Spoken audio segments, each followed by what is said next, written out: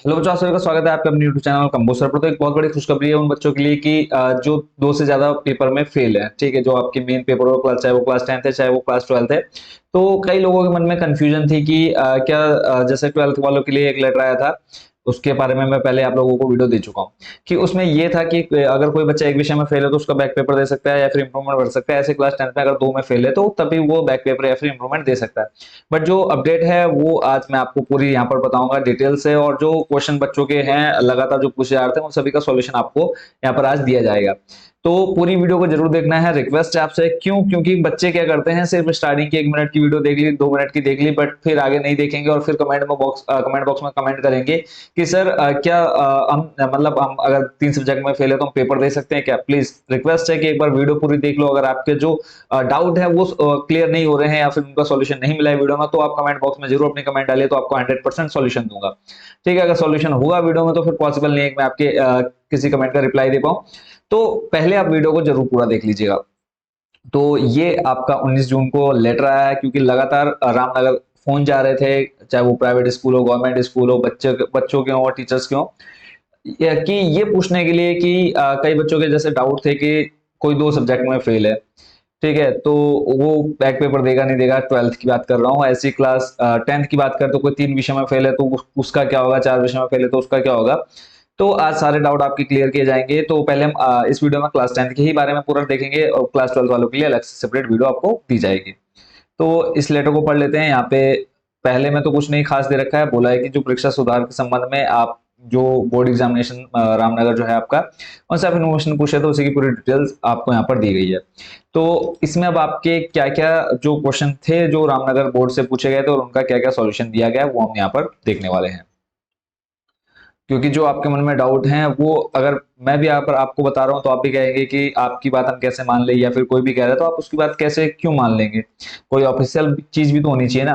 तो ये ऑफिशियल चीज आपकी आ चुकी है। ठीक है, तो यहाँ पे हम क्लास 10th का पूरा डिस्कस करने वाले हैं। तो क्लास 10th वाले बच्चे इस वीडियो को देखेंगे, क्लास 12th वाले बच्चे नेक्स्ट जो इसका सेकंड पार्ट आएगा या फिर क्लास 12 से रिलेटेड जो मैं दूंगा आप वो जरूर देख लीजिएगा। तो यहाँ पे लिखा हाई स्कूल एवं इंटरमीडिएट स्तर पर परिषदीय परीक्षा 2023 में परीक्षा फल सुधार परीक्षा विधि विविध जिज्ञासा एवं समाधान। तो क्लास 10th का है तो इसको आप ध्यान से देखेंगे। नंबर फर्स्ट है, इसमें देखो लिखा है कि हाई स्कूल में परीक्षा फल सुधार परीक्षा में परीक्षार्थी कितने विषयों में सुधार परीक्षा में सम्मिलित हो सकता है? देखो ये बैक पेपर और इंप्रूवमेंट दोनों बच्चों के लिए है। ये नहीं सोचना है कि खाली बैक पेपर के लिए या फिर जो बच्चे इंप्रूवमेंट दे रहे हैं उनके लिए, दोनों के लिए है। तो यहाँ पर लिखा है अधिकतम 2 विषयों में परीक्षा फल सुधार परीक्षा में सम्मिलित हो सकता है। ये आपको पहले से क्लियर था। ठीक है, ये टॉपिक। फिर है हाई स्कूल में परीक्षाफल सुधार परीक्षा में सम्मिलित होने वाले परीक्षार्थियों को कृपांक दे है अथवा नहीं? कृपांक यानी आपको ग्रेस। ठीक है, कई बच्चों को भी कृपांक नहीं पता होगा, तो कृपांक का मतलब क्या होता है? ग्रेस। तो इसका आंसर भी आपको क्लियर मिल जाएगा और आपके डाउट क्लियर हो जाएंगे। हाई स्कूल में परीक्षाफल सुधार परीक्षा में सम्मिलित होने वाले परीक्षार्थी को कृपांक दे है, यानी आपको ग्रेस मिलेगी। और जो ग्रेस है वो आपकी 8 नंबर की रहती है। अभी आप पूरा डिस्कस करेंगे आगे। तो यहाँ पे लिखा है परीक्षाफल सुधार परीक्षा में परीक्षार्थी को जो अंक प्राप्त होंगे उन्हें परीक्षाफल में अंकित करने के उपरांत उत्तीर्णता मापदंड लागू किए जाएंगे। परीक्षार्थी यदि कृपांक यानी ग्रेस प्राप्त करने की अर्हता, यानी अगर उसको जैसे मान लो टोटल मार्क्स मिल गए और लगता है कि 8 नंबर देने पर बच्चा पास हो जाएगा, तो उसको कृपांक यानी ग्रेस दे करके उसको पास कर दिया जाएगा। फिर है आगे, हाई स्कूल स्तर पर कृपांक देने के क्या मापदंड है, यानी ग्रेस कब मिलेगी, किस बच्चे को मिलेगी, वो आप पूरी यहाँ पर जानकारी देख सकते हैं। तो उत्तीर्णता मापदंड के अनुसार परीक्षार्थी को अधिकतम 2 विषयों में कुल मिलाकर अधिकतम 8 अंक का कृपांक प्रदान किया जा सकता है, यानी 8 नंबर की ग्रेस आपको मिलती है मैक्सिमम 2 सब्जेक्ट्स में। ऐसे नहीं कि आपको 3 विषय में 3 और फिर आप बोलेंगे कि 3 3 6 और 2 8 नंबर, इस तरह से 8 नंबर आपको 3 विषय मिल जाएंगे, नहीं। सिर्फ 2 विषय में आपको ग्रेस मार्क्स मिलेंगे। वो कोई भी 2 विषय हो सकते हैं, ये जरूरी नहीं कि आपका हिंदी या इंग्लिश है, कोई भी 2 विषय। ठीक है, क्योंकि लगातार ये आ रहे थे कि सर हिंदी में ग्रेस मिलती है नहीं मिलती है, तो ये डाउट आप क्लियर कर लीजिए कि आप किसी भी 2 विषय में ग्रेस ले सकते हैं। फिर आगे आप देखते हैं, हाई स्कूल स्तर पर कृपांकी की अर्हता के लिए आवश्यक है कि परीक्षार्थी को संबंधित विषय में लिखित और प्रयोगात्मक आंतरिक मूल्यांकन प्रोजेक्ट जो भी लागू हो में कुल मिलाकर कम से कम 25% अंक प्राप्त हुए हो। ठीक है, साथ ही कृपांक के लिए परीक्षार्थी के कुल प्राप्तांक न्यूनतम 33% अर्थात 165 अंक होना चाहिए। यानी आपको ग्रेस तब मिलेगी जब आपका जो स्कोर होगा 165 से ज्यादा होगा। ठीक है, ओवरऑल मान लो आपने 5 सब्जेक्ट के एग्जाम दिए, 5 सब्जेक्ट में आपके 170 नंबर बन गए। ठीक है, और उसके बावजूद आप कितने मान लो 2 विषय में फेल हो रहे हैं, 2 विषय में फेल है, और तब आपको मान लो दोनों विषयों में 4-4 नंबर चाहिए, तब आपको ग्रेस मिल जाएगी। अगर आपका स्कोर 164 है तब आपको ग्रेस नहीं मिलेगी, आप क्लियर फेल हो जाओगे। ठीक है, तो इस चीज का ध्यान रखना आपने। यानी आपका जो मिनिमम स्कोर है वो कितना होना चाहिए, वन टोटल कितना था यहाँ पे अभी हमने देखा 165 होना चाहिए। और कुल मिलाकर के आपका 25% आपका प्रैक्टिकल और थ्योरी मिलाकर के होना चाहिए। क्लियर हो गया। नेक्स्ट देखते हैं, क्या दो से अधिक विषयों में अनुत्तीर्ण परीक्षार्थी परीक्षाफल सुधार परीक्षा हेतु आवेदन कर सकते हैं? सबसे ज्यादा पूछे जाने वाला प्रश्न जो मेरे से भी लगातार बच्चों कमेंट करके पूछ रहे थे कि सर मैं तो 4 विषय में फेल हूं, मैं 3 विषय में फेल हूं, तो मेरा क्या होगा? ठीक है, तो उनके लिए भी देखो एक बड़ी अपडेट है, वो हम पूरा यहाँ पे डिस्कस कर लेते हैं। देखो यहाँ पर लिखा है हाँ, अधिकतम 4 विषयों में अनुत्तीर्ण परीक्षार्थी परीक्षाफल सुधार परीक्षा हेतु आवेदन कर सकते हैं, बशर्ते कि सुधार परीक्षा के उपरांत अन्य अनुत्तीर्ण विषयों में वे उत्तीर्णता मापदंड के अनुसार कृपांक पाने हेतु अर्ह हो। इस संदर्भ में कुछ उदाहरण निम्नवत है। तो इसके लिए मैंने आपको बता दिया, जैसे 4 विषय में आप फेल है, ठीक है, चार में से 2 विषय आपके ऐसे हैं जिसमें आपके बहुत कम नंबर है। ठीक है, मान लो आपके 12-12 नंबर है 2 विषय में, और 2 ऐसे विषय हैं जिसमें आपको ग्रेस नंबर, अगर आपको 1-1 या 3 नंबर भी आपकी ग्रेस मिल जाते हैं तो आप क्या कर सकते हैं, बैक या फिर बैक का फॉर्म फिल कर सकते हैं। यहाँ पे आप क्लियर देख रहे हैं कि यहाँ पे 5 सब्जेक्ट लिए हैं, ये बच्चा जो है यहाँ पे एग्जाम्पल के रूप में दे रखा है 4 विषय में फेल है। तो यहाँ पे आप देखेंगे कि इसके थ्योरी में 14 नंबर है, प्रैक्टिकल में 15, ठीक है, मैथ में 15 है, और इधर इसमें 16, ठीक है, इधर 16 है, इधर 15, इधर 14 और यहाँ पर 14। अब यहाँ पर टोटल आप स्कोर देखेंगे, इसमें 29 हो रहा है, इसमें 31 हो रहा है, इसमें 31 हो रहा है और इसमें 28 हो रहा है। ठीक है, और यहाँ पे इसका जो टोटल स्कोर है कितना हो रहा है, 154 हो रहा है। अब अगर ये बच्चा क्या है, इसका अगर स्कोर 165 हो जाता है, ठीक है, अगर इस बच्चे का स्कोर 165 हो जाता है तब इसको यहाँ पर ग्रेस मिल जाएगी अदर 2 सब्जेक्ट में। यानी अगर वो किसी 2 सब्जेक्ट को बैक पेपर के रूप में सिलेक्ट करता है और पेपर देता है, और इसमें अगर वो पास हो जाता है, ठीक है, पास हो जाता है, और बाकी 2 सब्जेक्ट जैसे एक में उसके 29 नंबर, एक में 31, तो उसको यहाँ पर 4 नंबर की ग्रेस यहाँ मिल जाएगी और 2 नंबर की ग्रेस यहाँ पर मिल जाएगी। यानी टोटल इसको 6 नंबर की ग्रेस देकर के उसका रिजल्ट जो बनेगा वो पास का बन जाएगा। ठीक है, तो ये सबसे बड़ा डाउट था बच्चों के मन में कि ये चीज होगी या नहीं होगी। तो क्लियर लिखा हुआ है कि हाँ, उक्त परीक्षार्थी परीक्षाफल सुधार परीक्षा में आवेदन करने हेतु अहर होगा। फिर है, तो इसके बारे में मैंने पूरा आपको डिटेल से एक्सप्लेन कर दिया है। तो इसको हम पढ़ लेते हैं कि इस परीक्षा में परीक्षार्थी 4 विषयों में अनुत्तीर्ण है। इन सभी 4 विषयों में परीक्षार्थी को 25% से अधिक अंक प्राप्त हुए हैं और उसका कुल प्राप्तांक 154 है। यह परीक्षार्थी परीक्षाफल सुधार परीक्षा में आवेदन करने हेतु अर्ह है, किंतु इस प्रकरण में उत्तीर्ण होने के लिए परीक्षार्थी को यह आवश्यक होगा कि जिन 2 विषयों में वह सुधार परीक्षा हेतु आवेदन करता है उन दोनों विषयों में अलग अलग न्यूनतम उत्तीर्णांक अर्थात 33 अंक प्राप्त करे, जिससे आवेदित दोनों विषयों में उत्तीर्ण हो सके। ठीक है, यहाँ पे मतलब उसको पास होना है, अगर 4 में वो फेल है तो 2 में से उसको पास होना ही पड़ेगा, उत्तीर्ण हो सके। इसके साथ ही उसके कुल प्राप्तांकों का योग न्यूनतम 33% अर्थात 165 हो जाए, जिससे उसे अन्य 2 विषयों में क्या मिल जाए, कृपांक यानी ग्रेस मिल जाए।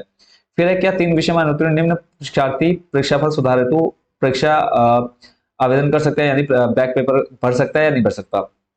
तो यहाँ पे अगर हम देखें 3 विषय में बच्चा पहले यहाँ पे 31 नंबर, यहाँ पे 31 नंबर, यहाँ पे 28, तो बिल्कुल कर सकता है। देखो इसका टोटल स्कोर कितना है, 179 है। ठीक है, 165 उसका मिनिमम स्कोर होना चाहिए। फिर उसके बाद अगर वो 2 का यहाँ पे बैक पेपर देता है तो 2 में तो क्लियर पास हो जाएगा। फिर अगर मान लो इसने नीचे के दोनों सब्जेक्ट लिए, ये ले लिए दोनों सब्जेक्ट, इसमें वो क्या है, पास हो जाता है। ठीक है, पास नहीं हो जाता तो किसी एक में उसकी फिर से ग्रेड आ जाता, इसमें मान लो इसमें बच्चे के नंबर बढ़े ही नहीं, इसमें उतने के उतने नंबर है, तो फिर क्या होगा, एक में वो पास हो गया, एक में पास हो गया, अब यहाँ पे 31, यहाँ पे 31, यानी इसको यहाँ 2 नंबर ऊपर मिल जाएंगे, 2 नंबर नीचे मिल जाएंगे, टोटल 4 नंबर की ग्रेस देकर के ये बच्चा भी क्या हो जाएगा, पास हो जाएगा। ठीक है, तो ये क्लियर हो गया होगा आपको। फिर अगला, क्या 3 विषय में अनुत्तीर्ण निम्न परीक्षार्थी, अब फिर यहाँ पे एक और एग्जाम्पल दिया गया है, कई बच्चों का ऐसा रिजल्ट भी बना होगा। तो यहाँ पे देखो बोल रखा है कि जो ये बच्चा है क्या ये बैक पेपर का फॉर्म भर सकता है या नहीं भर सकता। तो यहाँ पे देखेंगे बच्चा 3 विषय में फेल है, बट इसके जो नंबर है देखो 21, 21, 24 है। अगर मान लेते हैं ये बच्चा क्या करता है, ये 2 पेपर, कोई भी इनमें से 2 पेपर क्या करता है, बैक पेपर के रूप में अगर सिलेक्ट करता है, तो मान लो इन दोनों में वो पास हो जाता है, तो उसको मिनिमम 33 नंबर बनाने हैं अपने। तो यहाँ पे देखो उसको 33 नंबर के लिए कितने नंबर, अब आपको पता है 8 नंबर की ग्रेस होती है, 8 नंबर की ग्रेस। अब 33 में से 21 माइनस कर दो, कितना बचेगा, 12 नंबर बचते हैं सीधा सीधा। ठीक है, यहाँ से अगर हम देखें 9, 10, 11, 12, 12 नंबर की ग्रेस नहीं मिल सकती है ना। तो अगर वो बच्चा ऐसा कोई ऐसा बच्चा है जो 3 विषय में फेल है और उसको अगर ग्रेस मिलाकर भी अगर वो पास नहीं हो रहा है तो फिर वो बैक पेपर नहीं भर सकता। ये चीज आपने ध्यान रखनी है। 3 एग्जांपल आपने देख लिए, 3 रिजल्ट देखे आपने, एक एग्जांपल मान सकते हैं। तो तीनों रिजल्ट आपने किस टाइप के देख लिए कि एक बच्चा 4 विषय में फेल था, वो बच्चा बैक पेपर भर सकता है। एक बच्चा 3 विषय में फेल है, वो बच्चा भी बैक पेपर भर सकता है अगर वो ग्रेस से पास हो रहा है। एक बच्चा फिर 3 विषय में फेल का एग्जाम्पल दिया बट वो बैक पेपर नहीं भर सकता। ठीक है, क्यों नहीं भर सकता? क्योंकि उसको अगर हम टोटल स्कोर करेंगे तो 165 तो हो रहा है बट उसको ग्रेस देकर के पास नहीं किया जा सकता। ये क्लियर हो गया होगा। आगे फिर देखते हैं। इसमें क्या, परीक्षार्थी द्वारा परीक्षाफल सुधार परीक्षा के प्रथम अवसर में जिस विषय में, अब यहाँ पे कुछ डाउट और थे वो भी हम देख लेते हैं यहाँ पे। तो ये आपने देख लिया कि न्यूनतम 25 प्राप्तांक, ये तो हमने एग्जांपल समझ लिया। फिर है परीक्षार्थी द्वारा परीक्षाफल सुधार परीक्षा के प्रथम अवसर में जिस विषयों का चयन किया है, क्या सुधार परीक्षा के द्वितीय या तृतीय अवसर में उसके द्वारा इन विषयों में परिवर्तन किया जा सकता है? हाँ, एक ये पॉइंट हो गया कि मान लो आपने अभी मैथ और साइंस में बच्चा फेल है, मैथ साइंस और आपका मान लेते हैं एसएसटी, ठीक है, ये 3 सब्जेक्ट में बच्चा फेल है। तो वो क्या करता है कि 2 विषय का उसने बैक पेपर दे दिया और उसको लगता है कि मैं ग्रेस लेकर के इसमें तीसरे सब्जेक्ट में पास हो जाऊंगा। बट रिजल्ट आया तो फिर क्या हुआ, फिर भी वो पास नहीं हो पाया, उसको ग्रेस नहीं मिली, वो किसी एक सब्जेक्ट में फिर फेल हो गया। आपको पता है बैक पेपर के आपको 3 मौके मिलते हैं, ठीक है, और 3 मौके कब मिलेंगे वो मैं आपको पहले भी कई बार वीडियो में बता चुका हूँ। एक मौका आपको मिलेगा जस्ट आपने जो मेन एग्जाम दिए उसके बाद जो आपको मौका मिल रहा है उसमें। दूसरा जो मौका मिलेगा वो नेक्स्ट ईयर जो बच्चे मेन एग्जाम देंगे उसके जस्ट बाद, जैसे आपका भी एग्जाम हो रहा है बैक पेपर का, वैसे दूसरा मौका। और तीसरा मौका कब होगा, ठीक है, सॉरी, दूसरा मौका आपको तब मिलेगा जब वो जो इस साल मेन जो रेगुलर बच्चे हैं उनके साथ जो एग्जाम होगा वो आप एग्जाम देंगे। और तीसरा मौका जब कब मिलेगा, जब वो बच्चे, ये सेकंड टाइम वाले जो बच्चे हैं, ये जब इनका रिजल्ट आ जाएगा और इनमें से जो बच्चे फेल होंगे उनके साथ आप लोग तीसरा मौका ले सकते हैं। और जो बच्चे इंप्रूवमेंट वाले हैं उनको सिर्फ एक ही मौका मिलेगा और एक मौके में ही आपके पास, अगर आप जो करना चाहते हैं कर सकते हैं, दूसरा मौका आपको नहीं मिलने वाला है, फिर आपको रेगुलर ही करना पड़ेगा। तो ये पॉइंट आप अच्छे से समझ गए होंगे कि इसमें क्या कहा गया है। तो मिनिमम आपको कितने अवसर मिलेंगे, 2 ही विषय मिलेंगे और आप अपने सब्जेक्ट चेंज नहीं कर सकते। अगर आपने पहले जो आपको मान लो अभी जो बच्चे फेल हैं 3 विषय में, तो आप अगर मैथ साइंस लिया है तो आप नेक्स्ट टाइम भी जब आप बैक पेपर देंगे तब आपको मैथ और साइंस से ही आपका बैक पेपर देना पड़ेगा। अगला है कि उत्तीर्ण परीक्षार्थी परीक्षाफल सुधार परीक्षा के केवल प्रथम अवसर में ही सम्मिलित हो सकते हैं। और कुछ बच्चे ऐसे भी, और एक दो बच्चे मेरे पास भी ऐसे हैं जो अभी पढ़ रहे हैं बट क्या है वो पास हैं और उनके स्कूल वाले मना कर दे रहे हैं कि मतलब तुम्हारा इंप्रूवमेंट का फॉर्म फिल नहीं किया जाएगा। ठीक है, तो उनके लिए भी ये पॉइंट देखो, स्पेशली मैं यहाँ पर इसको हाईलाइट कर देता हूँ कि ये जो पॉइंट है इसको जरा ध्यान से पढ़ लीजिए। ठीक है, इसमें क्या लिखा है, उत्तीर्ण परीक्षार्थी परीक्षाफल सुधार परीक्षा के केवल प्रथम अवसर में ही सम्मिलित हो सकेंगे। यहाँ पर क्लियर लिखा है कि सम्मिलित हो सकेंगे, बट उन बच्चों को बार बार ये बोला जा रहा है कि तुम्हारा रिजल्ट अटक जाएगा, तुम्हारा रिजल्ट नहीं आएगा, फिर गड़बड़ हो सकता है तुम्हारे साथ, हमारी कोई जिम्मेदारी नहीं है। एक मतलब एप्लीकेशन लिख करके दो, लेटर लिख करके दो कि अगर हमारे साथ कुछ होता है, हमारे रिजल्ट के साथ कुछ होता है तो स्कूल जिम्मेदार नहीं होगा।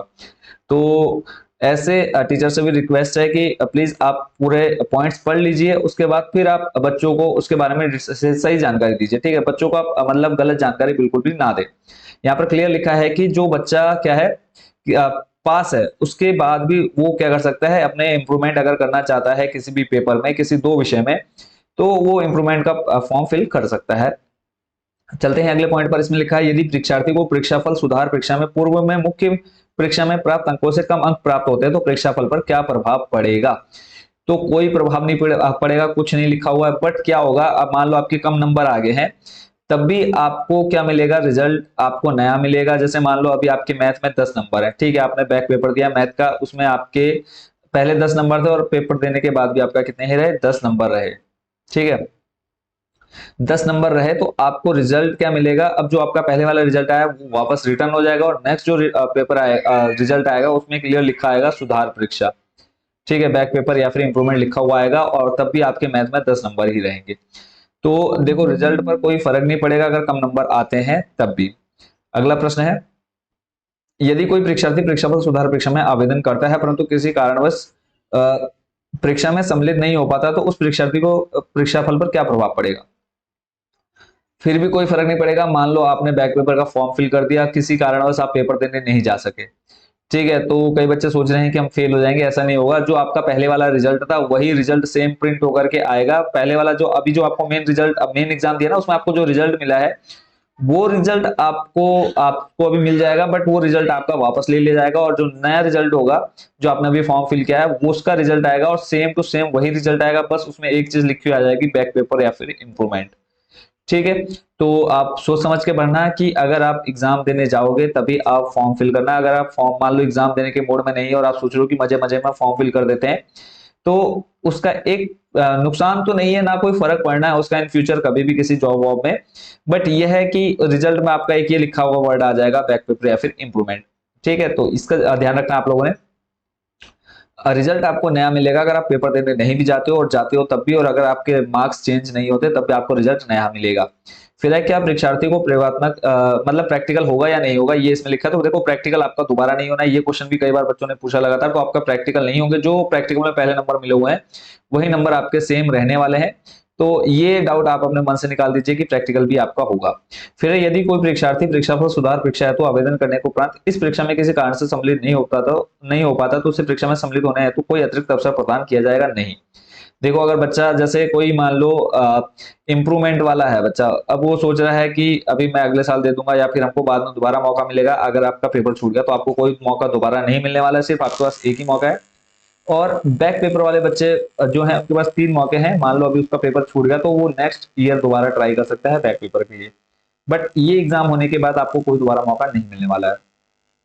लास्ट पॉइंट है इसमें लिखा है कि क्या विनियम के अंतर्गत परीक्षा देने वाले परीक्षार्थी परीक्षाफल सुधार परीक्षा हेतु आवेदन कर सकते हैं। इसमें लिखा है नहीं, विनियम के अंतर्गत परीक्षा देने वाले परीक्षार्थी परीक्षाफल सुधार परीक्षा हेतु आवेदन नहीं कर सकते। इसको जो बच्चे इस बार मेन रेगुलर हैं उनके लिए इससे मतलब इस पॉइंट से कोई मतलब नहीं होना चाहिए उनको। ऐसे ही दे रखा है ये पॉइंट। ये विनियम आपका एक अलग ही कैटेगरी में चले जाता है, तो आपने इसको नहीं देखना है। आई होप के ऊपर कि आपने सारे पॉइंट अच्छे से देख लिए होंगे, और अभी आपके मन में अगर कोई डाउट है इन क्वेश्चंस के अलावा तो आप जरूर कमेंट बॉक्स में पूछे, बट अगर इनसे रिलेटेड कोई डाउट है तो प्लीज वो आप वीडियो जरूर देख लीजिएगा। अब इसके बाद ये आपकी क्लास 10 वाले बच्चों की जितने टॉपिक्स थे वो आपके क्लियर हो चुके हैं। आई होप आप सारे टॉपिक्स अच्छे से समझ गए होंगे। तो सभी को बेस्ट विशेष हैं, बैक पेपर और इंप्रूवमेंट की तैयारी अच्छे से करते रहिए। कोई भी डाउट कुछ भी पूछना हो आप एनी टाइम कमेंट बॉक्स में पूछ सकते हैं। तो मिलते हैं नेक्स्ट वीडियो में नए टॉपिक के साथ। Thank you so much watching for this video.